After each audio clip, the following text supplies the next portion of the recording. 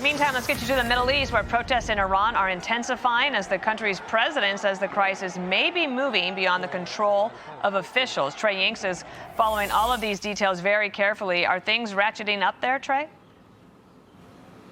Yeah, Dana, good morning. Protests continue to erupt across Iran over the country's weak currency and poor living conditions. Human rights organizations say at least 36 people have been killed by Iranian security forces since these demonstrations began late last month.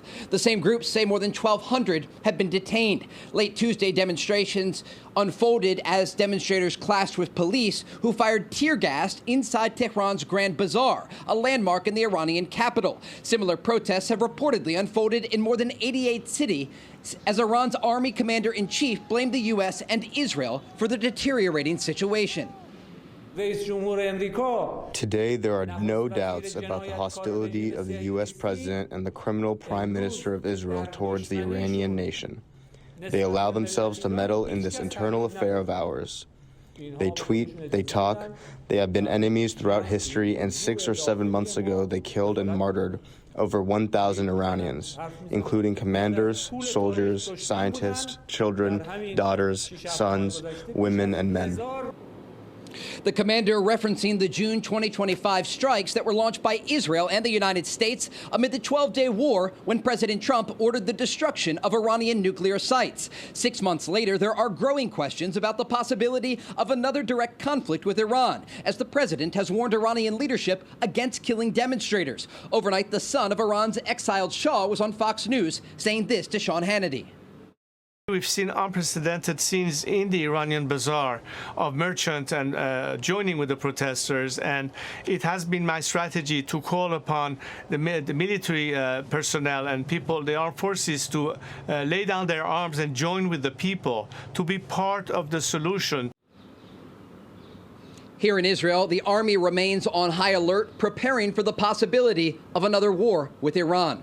Bill, Dana? So, Trey, while we keep you here, there's a big piece in the Associated Press today talking about the events of Venezuela this past weekend are on the minds of many there in Iran. I don't know what you picked up on that.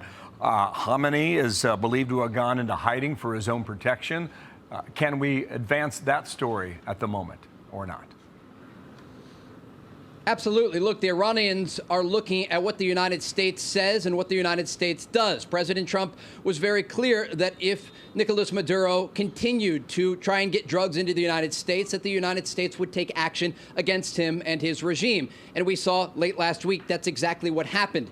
You have to imagine Iranian leadership in Tehran is looking at those actions in South America and wondering if the United States could take further action against their regime.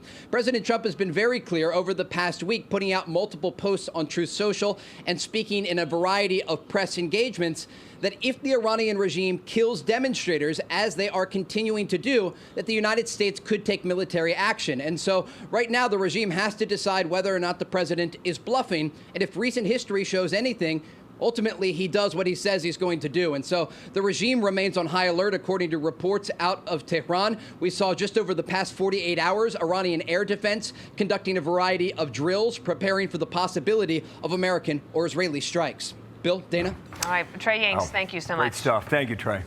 I'm Steve Doocy. I'm Brian Kilmeade. And I'm Ainsley Earhart. And click here to subscribe to the Fox News YouTube page to catch our hottest interviews and most compelling analysis.